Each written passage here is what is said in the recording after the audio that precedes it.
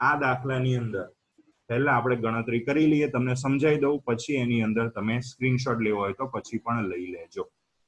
તો ગઈકાલે જોયેલા સીમિત પ્રક્રિયકના કન્સેપ્ટને આધારે અહીંયા મને એક પ્રક્રિયા આપેલી છે 2a + 4b gives 3c + 4d. આવી કોઈક જનરલ પ્રક્રિયા, એક્ઝેક્ટ પ્રક્રિયા આપણને નહીં આપેલી, પણ a + b gives c + d, આ રીતની એક જનરલ પ્રક્રિયા હું શબ્દ વાપરું છું, એ રીતની પ્રક્રિયા આપણે અહીંયા આપણને આપેલી છે અને એને આધારે આપણે ગણતરી કરવાની છે. તો ચલો, આ પ્રક્રિયાની અંદર તત્વયોગ નીતિ શું કહે છે? તો કે 2 મોલ a 4 મોલ બી સાથે પ્રક્રિયા કરશે તો 3 મોલ સી અને 4 મોલ ડી બનશે. આટલો ડેટા આપણને અહીંયા આની અંદર આપેલો છે. હવે દાખલામાં શું આપ્યું છે? તો કે એ ના 5 મોલ બી ના 6 મોલ સાથે પ્રક્રિયા કરે છે. જેમ ગઈકાલના દાખલામાં આપણને આપેલું હતું કે 50 કિલોગ્રામ N2 10 કિલોગ્રામ H2 સાથે પ્રક્રિયા કરે છે, તો એ રીતનું અહીંયા આપણને આપેલું છે કે એ ના 5 મોલ બી ના 6 મોલ સાથે પ્રક્રિયા કરે છે. તો એક સારી વસ્તુ અહીંયા આપણને એ મળી ગઈ કે અહીંયા ડાયરેક્ટ મોલ આપણને આપી જ દીધેલા છે. દળ પરથી આપણે મોલ શોધવાની અહીંયા કોઈ જરૂર નથી, ડાયરેક્ટ આપણને મોલ આપી દીધેલા છે. તો આટલા ડેટાને આધારે પહેલો સવાલ એવો પૂછે છે કે કયો સીમિત પ્રક્રિયક છે, અને બીજો સવાલ ઉત્પન્ન થયેલા સી નિપજનું પ્રમાણ કેટલું હશે. તો ચલો, પહેલામાં પહેલું, હવે અહીંયા આપણને 2 સવાલ આપેલા છે, પણ એક્ઝામમાં આપણને છેતરવા માટે છેલ્લો સવાલ જ પૂછે કે ઉત્પન્ન થયેલ સી નિપજનું પ્રમાણ કેટલું હશે. તો મેં અગાઉ પણ તમને કીધું કે નિપજનું પ્રમાણ જાણવા માટે એ નિપજનું પ્રમાણ જે સીમિત પ્રક્રિયક છે ને એને આધારે જ નક્કી કરવું પડે. એટલે આપણને કહે કે ના કે સીમિત પ્રક્રિયક શોધી જ નાખવાનો. હવે અહીંયા સીમિત પ્રક્રિયક કેવી રીતે શોધો? તો આપણે સાદી ગણતરી કરીએ. જો અહીંયા આપણને દેખાય છે તત્વયોગ નીતિ, સમીકરણને આધારે તત્વયોગ નીતિ આપણને દેખાય છે કે એ ના 2 મોલ સાથે બી ના 4 મોલ પ્રક્રિયા કરે છે. તો જો હું પહેલા સાદી ગણતરી કરું પછી ગણેલો દાખલો તમને બતાવું. 2 મોલ એ 2 મોલ એ સાથે પ્રક્રિયા કરવા માટે બી ના કેટલા મોલ વપરાય છે? તો કે 4 મોલ. મને ખબર નહીં કયો સીમિત પ્રક્રિયક છે, હું તો સાદી સિમ્પલ ગણતરી કરું છું. તો 2 મોલ એ સાથે પ્રક્રિયા કરવા માટે 4 મોલ બી વપરાય છે. આવું સમીકરણને આધારે મને ખબર પડી. બરાબર. હવે પ્રેક્ટિકલી દાખલામાં આપેલા કેટલા હતા? એ ના 5 મોલ. તો અહીંયા હું લખું 5 મોલ એ સાથે પ્રક્રિયા કરવા માટે બી ના કેટલા જોશે?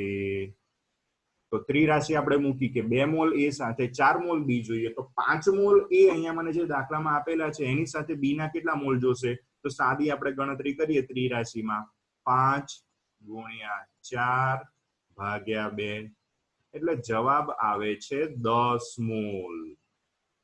ચલો ભાઈ, 5 મોલ એ સાથે પ્રક્રિયા કરવા માટે બી ના કેટલા મોલ જોઈએ છે? અહીંયા આપણે ગણતરી કરી 10 મોલ બી જોઈએ છે. દાખલામાં આપણને આપેલા છે કેટલા? જો અહીંયા આપણને આપેલું છે કેટલા આપેલા છે? 6 મોલ બી આપેલા છે. ભાઈ જોઈએ છે 10 મોલ, આપેલા છે માત્ર 6 મોલ. જોઈએ છે એના કરતા આપેલા ઓછા છે, માટે મારો સીમિત પ્રક્રિયક કોણ થશે? બી એ મારો સીમિત પ્રક્રિયક થશે. ચલો, પહેલો સવાલનો જવાબ મળી ગયો કે સીમિત પ્રક્રિયક કોણ છે?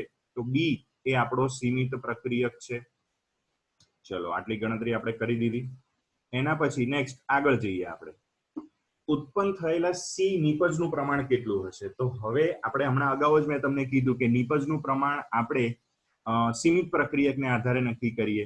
તો હવે આપણે જે રીતે પેલા તત્વયોગ નીતિના દાખલા ગણતા હતા એ જ રીતે અહીંયા આવી ગયું, પણ સંબંધ કોનો કોનો આવશે? માત્ર ને માત્ર બી અને સી નો. કેમ માત્ર બી અને સી નો? તો કે બી એ આપણો સીમિત પ્રક્રિયક છે અને સી નું પ્રમાણ મારે શોધવાનું છે. જો દાખલામાં મને એવું પૂછ્યું હોત ને કે ડી નું પ્રમાણ, નિપજ ડી નું પ્રમાણ કેટલું છે, તો હું સીમિત પ્રક્રિયક બી અને જે નિપજ છે ડી એ બંને વચ્ચેનો સંબંધ લગાડત આપણી તત્વયોગ નીતિય ગણતરી વાળા દાખલાને આધારે. અહીંયા મને સી નું પ્રમાણ પૂછ્યું છે અને બી આપણો સીમિત પ્રક્રિયક છે, એટલે આપણે અહીંયા બી અને સી વચ્ચેનો સંબંધ બનાવીએ. ચલો, કેવી રીતે આપણે સંબંધ બનાવતા હતા? તો જો 4 મોલ, જસ્ટ અ મિનિટ, આપણે ત્યાં કરતા હતા કે બી ના 4 મોલ, સમીકરણના આધારે આપણે એવું કહી શકીએ કે 4 મોલ બી વપરાય તો કેટલા મોલ સી બને છે? તો કે 3 મોલ. મારા અક્ષર આઈ થિંક તમને ગમતા હશે, મોતીના દાણા જેવા છે, પણ કોઈ અંદરથી મોતીના દાણાને ચોરતા નહીં, બરાબર? દરેકને પોતાના વખાણ કરવાની ઈચ્છા હોય, મને મારા વખાણ ગમે. તો ચલો 4 મોલ બી વપરાય તો 3 મોલ સી બને. આ રીતનું આપણે દાખલા તત્વ યોગ નીત્ય ગણતરીમાં જોયા હતા. અહીંયા બી ના કેટલા મોલ આપેલા છે? તો કે 6 મોલ આપેલા છે. તો 4 મોલ બી સાથે અથવા તો 4 મોલ બી વપરાય તો 3 મોલ સી બને. તો 6 મોલ બી વપરાય તો કેટલા મોલ સી બને? ચલો ગણતરી કરવા માટે આપણે શું કરીશું? તો કે 6 ગુણ્યા 3 છેદમાં 4. ભાઈ ભાગ ચલાવતા આવડે છે તમને? ચલો અહીંયા આપણને ખબર છે કે 3 દુ 6 અને 2 દુ 4. હવે સર ઘડિયા નહીં શીખવાડવાના, પણ ભાઈ આવું કરવું પડે, ગણન તોય નહીં ખબર પડતી. ચલો શું આવ્યું? ઉપર વધ્યા 3 ગુણ્યા 3, 3 તલી 9. ભાઈ આ ડાયરેક્ટ કરવું હોય તો કરી શકાય કેલ્ક્યુલેટરમાં. 6 ગુણ્યા 3 ભાગ્યા 4. આ તો કેવું, મને થોડું મારું મગજ એટલું બધું ચાલે નહીં તમારા લોકો જેટલું, એટલે રેડી. તો આને આધારે જવાબ આપણી પાસે આવશે 9 ભાગ્યા 2 એટલે કે 4.5 મોલ. ડન. તો આને આધારે હું એટલું કહી શકું કે આપણી જે પ્રક્રિયા છે એ પ્રક્રિયામાં ઉત્પન્ન થયેલ નિપજ સી નું પ્રમાણ કેટલું હશે? તો કે 4.5 મોલ. રેડી. ચલો આની અંદર કોઈને ના ખ્યાલ આવ્યો હોય તો હાથ ઊંચો કરજો, અથવા તો મ્યુટ ઓપન કરીને મને પૂછી શકો છો. ઊંધી ગણતરી કરતી વખતે આપણે 4 મોલ બી તો 2 મોલ એ, 4 મોલ બી સાથે પ્રક્રિયા કરવા માટે 2 મોલ એ જોઈએ. હવે દાખલામાં મને બી ના કેટલા મોલ આપેલા છે? 6 મોલ. હવે ઊંધું કરું છું એટલે મેં પહેલા બી ના મોલ લીધા. તો 6 મોલ બી સાથે પ્રક્રિયા કરવા માટે એ ના કેટલા મોલ જોઈશે?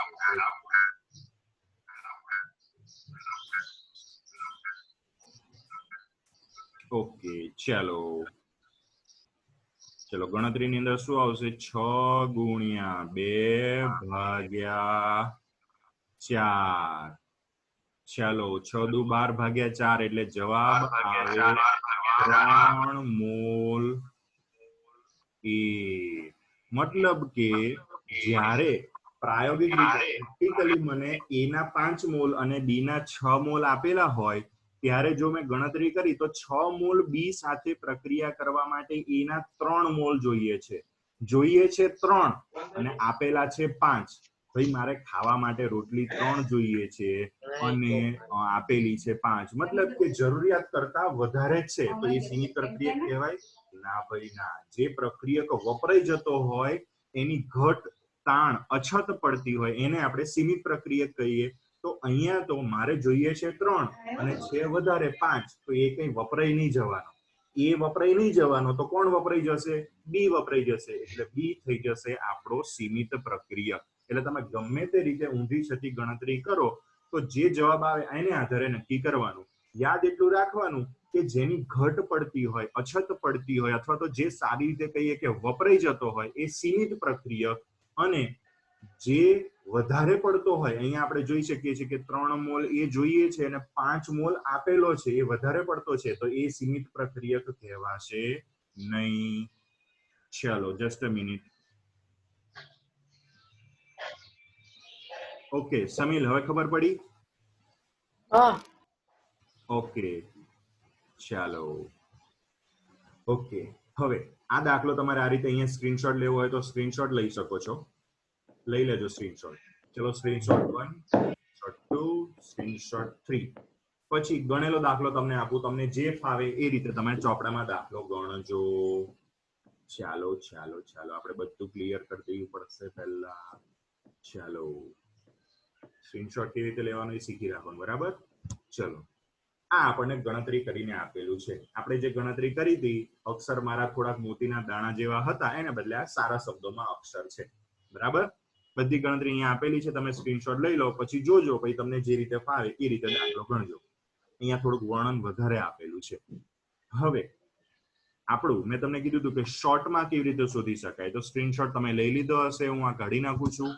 હવે કેવી રીતે શોર્ટમાં ગણી શકાય, તો કોઈ પણ પ્રક્રિયા આપેલી હોય એ પ્રક્રિયામાં અહીંયા તો આપણને ડાયરેક્ટ મોલ આપેલા છે, પણ ગઈકાલે આપણે જે દાખલા ગણ્યા હતા એમાં આપણને દળ આપેલું હતું. તો દળ આપેલું હોય, કદ આપેલું હોય કે સંખ્યા આપેલી હોય, આપણે એને કમ્પલસરી મોલમાં ફેરવી દેવાના. બરાબર. પછી શું કરવાનું, હું સીમિત પ્રક્રિયક શોધવા માટેની શોર્ટ ટ્રીક શીખવાડું છું. જો પહેલું હું અહીંયા સમીકરણ લખી દઉં જે મને આપેલું હોય. એટલે કોઈ પણ જે સમીકરણ આપેલું છે ને એ આપણે સમીકરણ પહેલા લખી દેવાનું. 2a + 4b આપણે ગણતરી કરતા હોય ત્યાં સમીકરણ તો આપણી સપ્લિમેન્ટરીમાં કે ચોપડામાં લખવાના જ છીએ. ચલો 3c + 4d. ચલો હવે સેકન્ડ સ્ટેપ, બધું લખવાની જરૂર નહીં, પછી તો તમે ડાયરેક્ટ જ કેલ્ક્યુલેટ કરી નાખશો. અહીંયા આપણે જોઈએ છે સીમિત પ્રક્રિયક શોધવાના છે, એટલે એના જેટલા પણ મોલ આપેલા હોય ને સમીકરણમાં એ નીચે લખી દેવાના.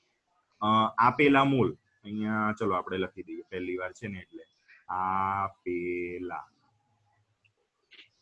અથવા તો આપેલા મોલ શબ્દ અહીંયા નહીં વાપરવો, એમને હું લખી દઉં. એ ના 2 મોલ અને બી ના 4 મોલ સમીકરણને આધારે આપણને આપેલા છે.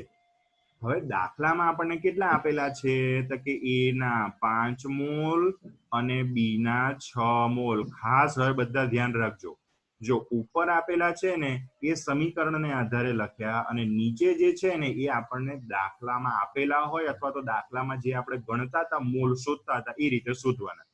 પછીનું નેક્સ્ટ સ્ટેપ, જે આપણને આપેલા દાખલામાં જે આપેલા છે એને સમીકરણમાં આપેલા હોય એના વડે ભાગવાના.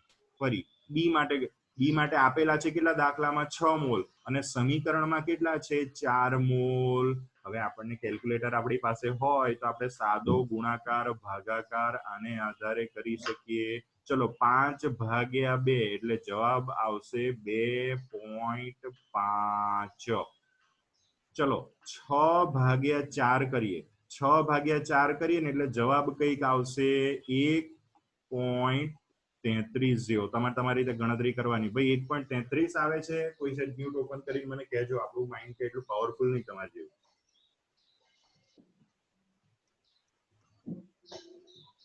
સર 1.5 આવે. 1/5. તો આપણે આ કાઢી નાખીએ. ચલો તો મારી પાસે આ ભાગાકારનો જવાબ આવ્યો 1.5. કર્યું શું, ફરી એકવાર બોલી જઉં છું. દાખલામાં જે આપણને મોલ આપેલા હોય અથવા તો દળને આધારે જે આપણે મોલ ગણ્યા એને સમીકરણના જે આગળના આંકડા સમીકરણના જે મોલ છે ને એના વડે ભાગવાના બંને પ્રક્રિયકમાં. જો અહીંયા મને 5 આપેલું હતું દાખલામાં એ માટે, આપેલા હતા 5 મોલ અને સમીકરણને આધારે 2 મોલ, તો એ 5/2 કર્યા અને બી માટે 6 આપેલા હતા એને સમીકરણના 4 વડે ભાગ્યા. બંનેનો આપણે ભાગાકાર કર્યો ને એટલે આપણને કોઈક સંખ્યા મળી. પહેલામાં મળી 2.5 અને બીજામાં મળી 1.5. ચલો રિયાલી બેન છે, પોતાનું મ્યુટ ઓપન કરીને મને સહેજ કહેશો, હું પૂછું એ. રિયાલી બેન. હા સર. આની અંદર 2 આંકડા તમને કયા દેખાય છે, લાલ ગોળ કરેલા છે એવા? 2.5 અને 1.5. તો આમાં નાની સંખ્યા કહીએ, તમને શોધતા આવડે? થોડોક અઘરો સવાલ પૂછ્યું છું તમને, પણ આવડે ખરી તમને નાની સંખ્યા શોધતા?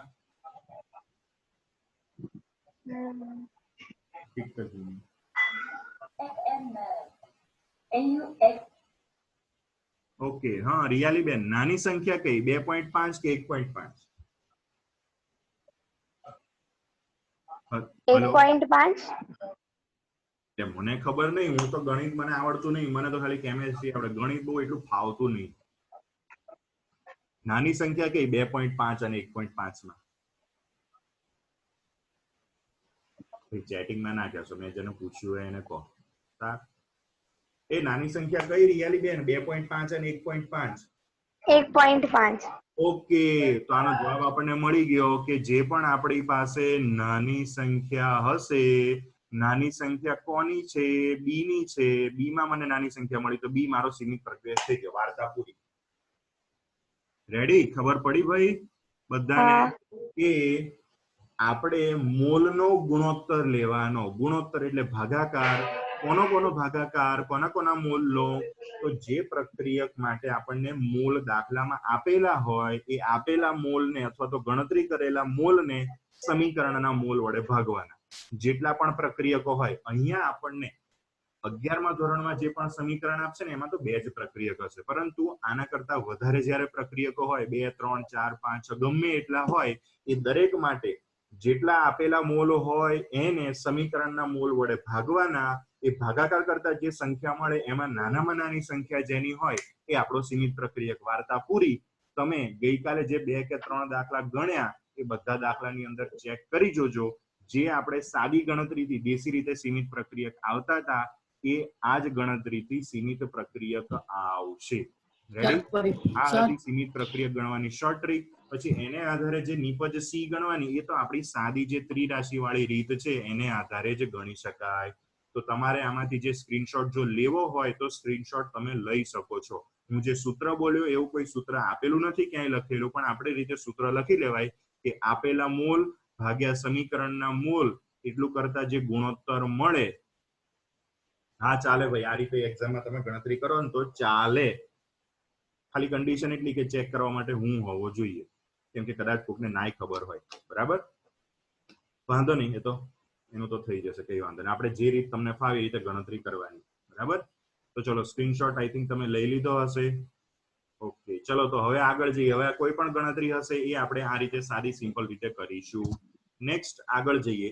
આના પછી દાખલો છે, હા, સીમિત પ્રક્રિયક માટે બીજો એક દાખલો આપણને આપેલો છે. સમીકરણ એક મસ્ત છે. આ સમીકરણ આપણે 12મા ધોરણની અંદર ભણીશું 7મા ચેપ્ટરની અંદર. ચલો, 4NH3 plus 5O2 gives 4NO plus 6H2O. ભાઈ દિખાવે पे मत जाओ, अपनी अकल लड़ाओ. मतलब તમને જે કોઈ પણ સમીકરણ એક્ઝામમાં આપેલું હોય ને, તમારે એક્ઝામ પેપર બનાવવા વાળા ઉપર ભરોસો નહીં રાખવાનો. એ સમીકરણ સમતોલન કરેલું, બેલેન્સ કરેલું છે કે નહીં એકવાર ચેક કરી લેવાનું. અહીંયા મેં ચેક કરેલું છે એટલે મને ખબર પડી જાય કે સમીકરણ બેલેન્સ કરેલું છે. 4 નાઇટ્રોજન 4 નાઇટ્રોજન, 4 તલી 12 હાઇડ્રોજન, તો જમણી બાજુ પણ 12 હાઇડ્રોજન છે. ડાબી બાજુ 5 દુ 10 ઓક્સિજન, તો જમણી બાજુ પણ 4 ને 6 10 ઓક્સિજન, એટલે કે સમીકરણ બેલેન્સ કરેલું છે. હવે અહીંયા મને સવાલ શું પૂછ્યો છે? ઉપરોક્ત પ્રક્રિયામાં 68 ગ્રામ NH3, મતલબ કે અહીંયા ભાઈ મોલ નહીં આપેલા, દળ આપેલું છે, તો દળ પરથી પહેલું મોલ શોધવા પડશે. 68 ગ્રામ NH3 અને 320 ગ્રામ O2 ના મિશ્રણને ગરમ કરતા પ્રક્રિયાના અંતે પહેલો સવાલ, કેટલા મોલ H2O? H2O શું છે? તો કે નિપજ છે. તો કેટલા મોલ H2O ઉદ્ભવશે? પહેલો સવાલ. બીજો, કયો પ્રક્રિયક વધુ પ્રમાણમાં છે? હવે અહીંયા એવું નહીં પૂછ્યું કે કયો સીમિત પ્રક્રિયક છે, કયો વધારે પ્રમાણમાં છે. તો આપણે શોધવાનું કે સીમિત પ્રક્રિયક કયો છે. આ સીમિત પ્રક્રિયક એની સિવાયનો જે હોય એ વધારે સાદી વસ્તુ. બીજો સવાલ, એસટીપી એ ઉદ્ભવતા એનો વાયુનું કદ કેટલું હશે? હવે આ ડોબા જેવા હોય, આપણે કહેવાય નહીં જે બી છે આપણને, પણ એ લોકો ત્રીજા સવાલમાં એવું કહે છે કે એનો વાયુનું કદ, અને દાખલાની અંદર જે સમીકરણ આપેલું છે એમાં એનો સોલિડ S લખેલું છે, મતલબ એક S ત્યાં લખી દેવાનું. તમારે આટલી વસ્તુ ચોપડામાં લખતી વખતે ધ્યાન રાખવાનું. તો અહીંયા મને 3 સવાલ પૂછેલા છે. લાઈનમાં હવે કરી દો સવાલ. પહેલું, સીમિત પ્રક્રિયક શોધી એને આધારે કયો વધારે પ્રમાણમાં હશે એ શોધવાનું. સીમિત પ્રક્રિયકને આધારે પહેલી નિપજ H2O અને બીજી નિપજ એનો કેટલી બનશે એ શોધવાનું છે, પરંતુ H2O ના મોલ શોધવાના છે અને એનો ના એનો વાયુ છે, એનો વાયુ એસટીપી એ કદ શોધવાનું છે. ચાલો, મારો અવાજ બધાને સંભળાય છે? મને તો સંભળાય છે. ઓકે, ચલો પહેલું સ્ટેપ આપણે શું કરીએ છીએ દર વખતે? સીમિત પ્રક્રિયક શોધવાનો. ચલો, સીમિત પ્રક્રિયક કેવી રીતે શોધવાનો? તો કે મોલનો ગુણોત્તર લેવો પડે. હવે મોલના ગુણોત્તર માટે પહેલું તો NH3 ના મારે મોલ શોધવા પડશે.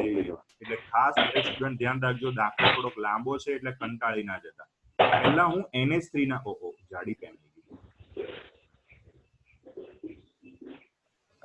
હા કોરાક સર. હા હેલો. હા, 2 જ મિનિટ એક અનાઉન્સમેન્ટ કરી દો ખાલી. હા કર દો. તો બેટા બધા સ્ટુડન્ટ્સ ધ્યાન રાખે. નોલેજ હાઈસ્કૂલમાં એ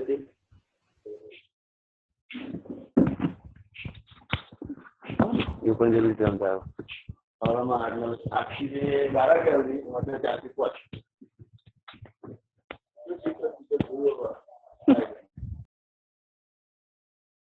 10માં ભણતા હતા એ બધા student knowledge high school last year તમારો રોલ નંબર 1 to 15 માં આવતો હોય.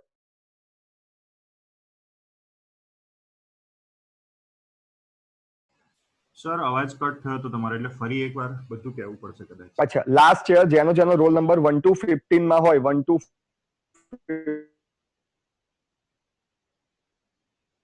15 સર અવાજ ફરી એકવાર કટ થયો.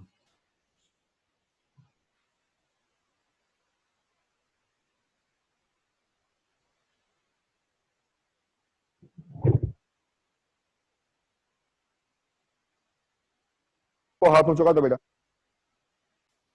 68 ગ્રામ NH3 અને 320 ગ્રામ O2 આપેલા છે એટલે પહેલા તો મારે આના પરથી મોલ શોધી નાખવા પડશે.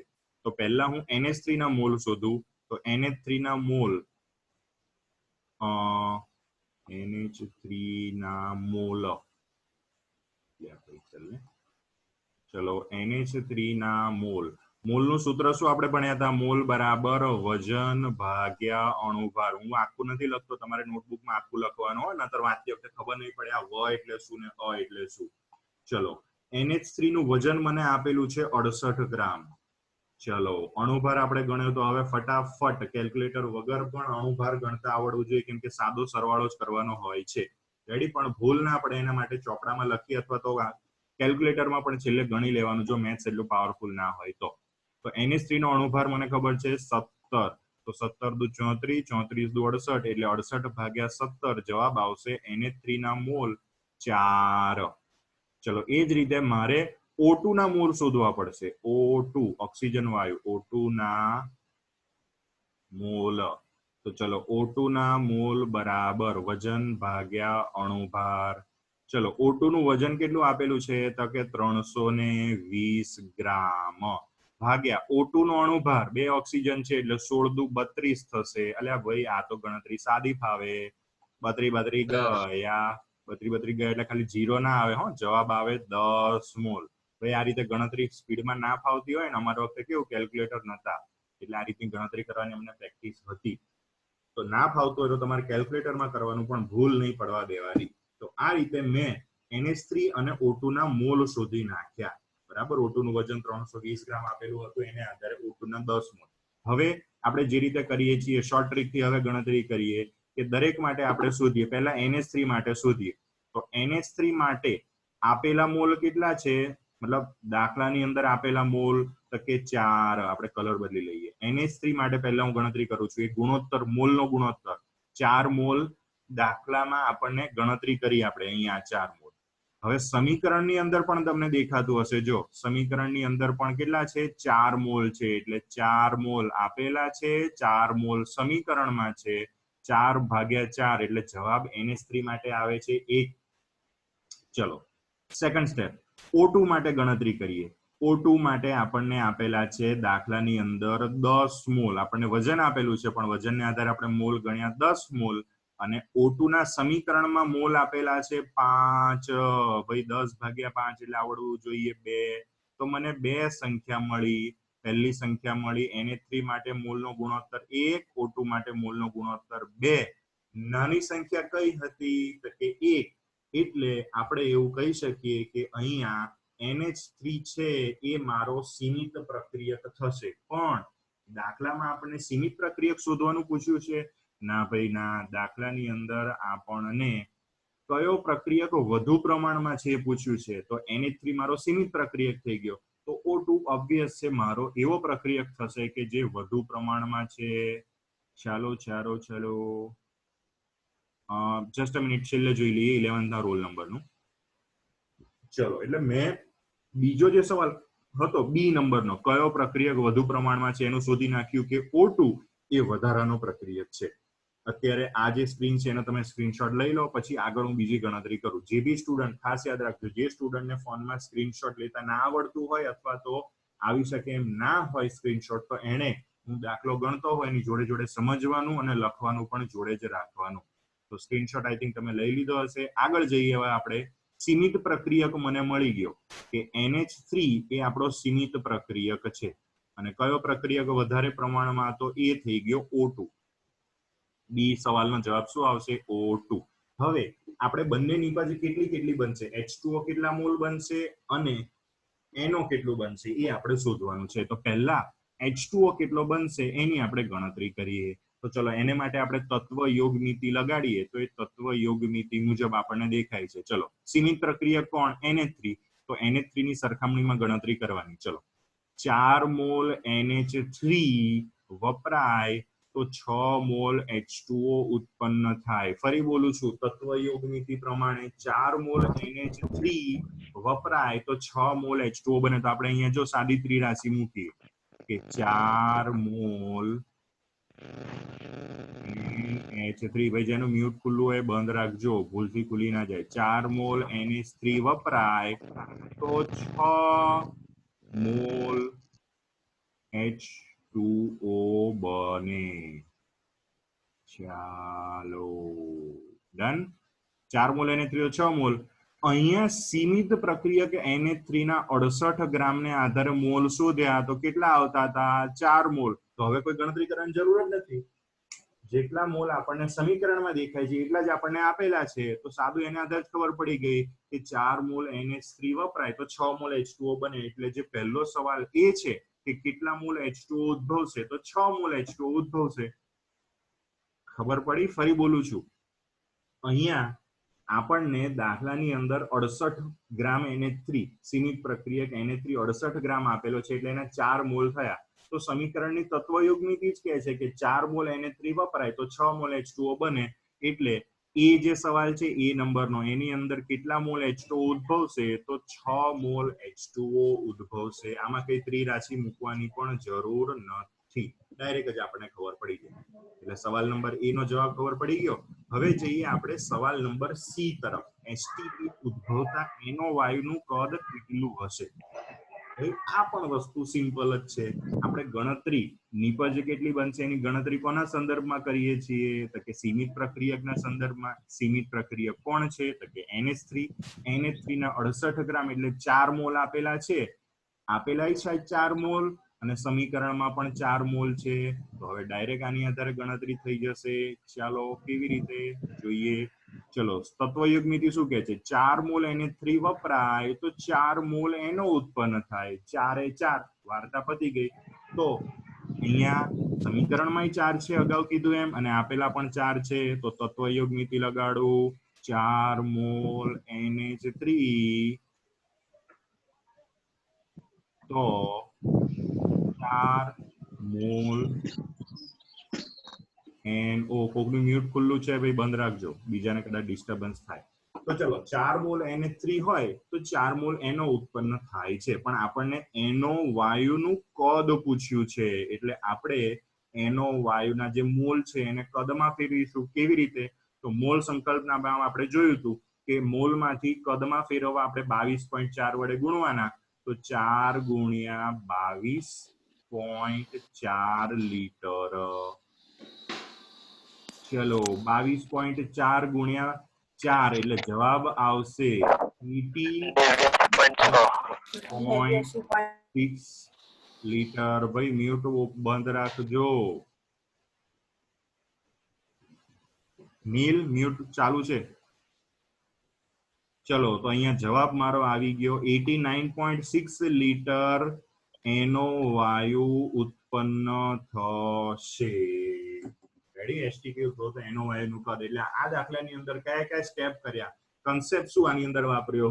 તો પહેલા મેં સીમિત પ્રક્રિયક શોધ્યો. કેવી રીતે? તો કે આપેલા મોલ અને સમીકરણના મોલનો ગુણોત્તર લઈ જે નાની સંખ્યા હતી જેને માટે આપણો સીમિત પ્રક્રિયક. સીમિત પ્રક્રિયક સિવાયનો જે છે એ વધુ પ્રમાણમાં રહેલો પ્રક્રિયક. પછી સીમિત પ્રક્રિયકને આધારે આપણે H2O ના મોલ શોધ્યા અને NO નું કદ શોધ્યું. બરાબર? તો આ રીતે તમને અહીંયા જે દેખાય છે સ્ક્રીન, એનો તમે સ્ક્રીનશોટ લઈ શકો છો અને એને આધારે પછી આપણે નેક્સ્ટ આગળ દાખલો ગણીશું.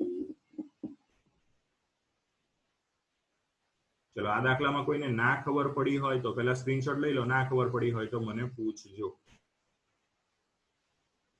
ઓકે, તો નેક્સ્ટ આપણો ટોપિક છે દ્રાવણોમાં થતી પ્રક્રિયાઓ. દ્રાવણોમાં થતી પ્રક્રિયાઓ. પહેલામાં પહેલું, દ્રાવણને ઇંગ્લિશમાં કહેવાય સોલ્યુશન.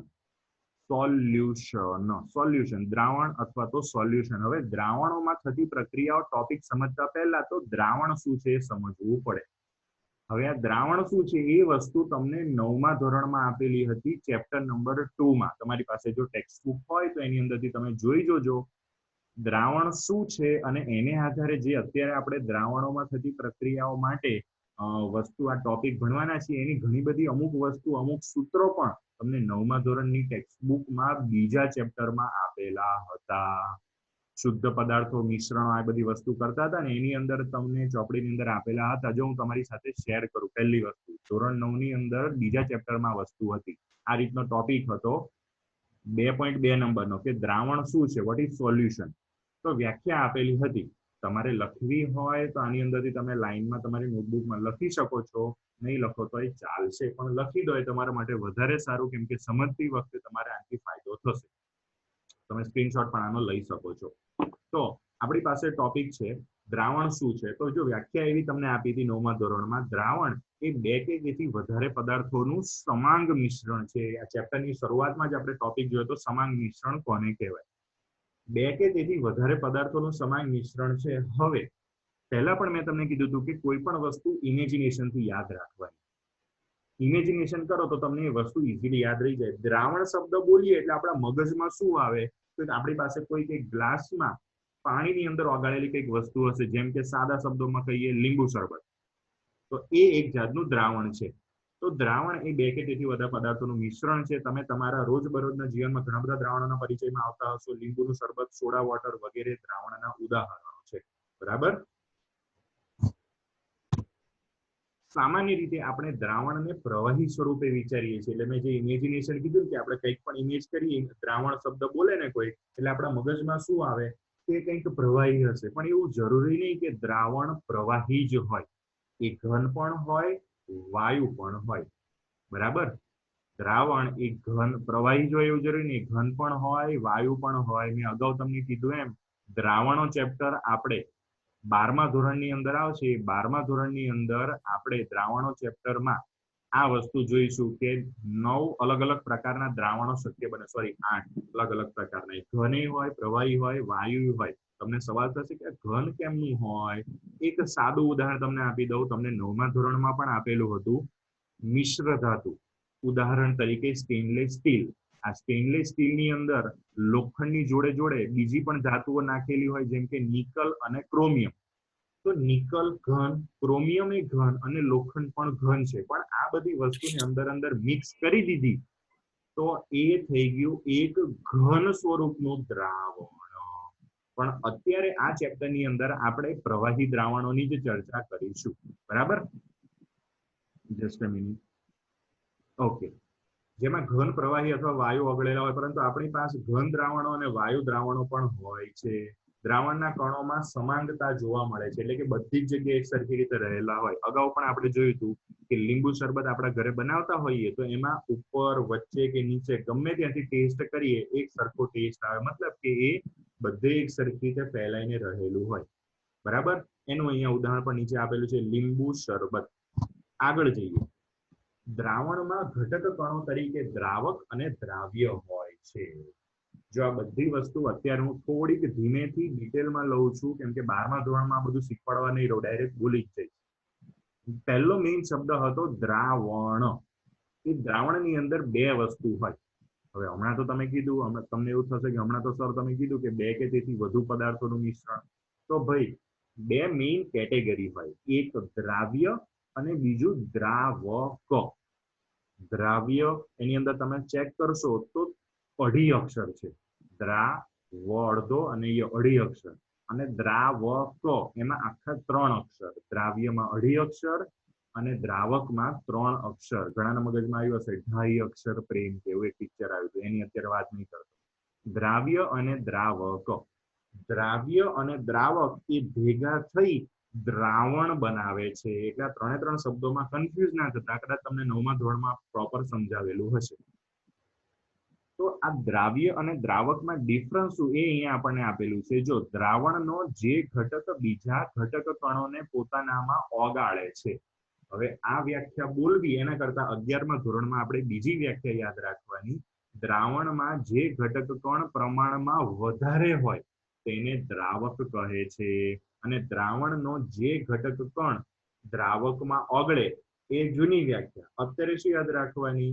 દ્રાવણનો જે ઘટક કણ દ્રાવણમાં જે ઘટક કણની માત્રા પ્રમાણમાં ઓછી હોય એને દ્રાવ્ય કહે છે. તો તમારે બંનેની વ્યાખ્યા એ રીતે યાદ રાખવાની કે જે ઓછા પ્રમાણમાં હોય એ દ્રાવ્ય અને જે વધારે પ્રમાણમાં હોય એ દ્રાવક. એ યાદ રાખવા માટે મેં તમને કેટલા અક્ષરો છે એની વાત કરી.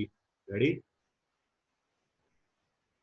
દ્રાવ્યની અંદર 2.5 અક્ષર છે અને દ્રાવકની અંદર 3 અક્ષર છે. તો 2.5 અક્ષર નાનું એટલે કે ઓછા પ્રમાણમાં હોય, બીજું વધારે પ્રમાણમાં હોય. જેમ કે આપણી પાસે લીંબુ શરબત હોય તો લીંબુ શરબતની અંદર ખાંડે નાખેલી હોય, લીંબુનો રસ હોય અને કદાચ મીઠું પણ નાખેલું હોય. પરંતુ આ ત્રણ વસ્તુ પાણીના જથ્થાની સરખામણીમાં ઓછી હોય એટલે પાણી જે વધારે પ્રમાણમાં છે એને આપણે દ્રાવક કહીએ, અને જે ઓછા પ્રમાણમાં રહેલું ખાંડ, મીઠું અને લીંબુનો રસ એને આપણે દ્રાવ્ય કહીએ. 2.5 અક્ષર. આ દ્રાવ્ય અને દ્રાવક બંને ભેગા થઈ આખા દ્રાવણ સોલ્યુશનની રચના કરે છે. તો દ્રાવણોમાં થતી પ્રક્રિયાઓ જે આપણો ટોપિક છે એની અંદર પહેલું જે આપણે સમજવાનું હતું, દ્રાવણ કોને કહેવાય, દ્રાવ્ય કોને કહેવાય અને દ્રાવક કોને કહેવાય, એનો મેઇન અત્યારે આપણે ખ્યાલ લીધો કે જે ઓછા પ્રમાણમાં હોય એ દ્રાવ્ય, વધારે પ્રમાણમાં હોય એ દ્રાવક, અને આ બંને ભેગા થઈને આખું સમાંગ દ્રાવણ બનાવશે. થઈ ગયું ક્લિયર? ચલો હવે આગળ કોઈ ટોપિક આજે લેવા જેવો હોય તો નેક્સ્ટ ટોપિક છે દ્રાવણની સાંદ્રતા. પણ આ ટોપિક આપણે આવતીકાલે લઈશું.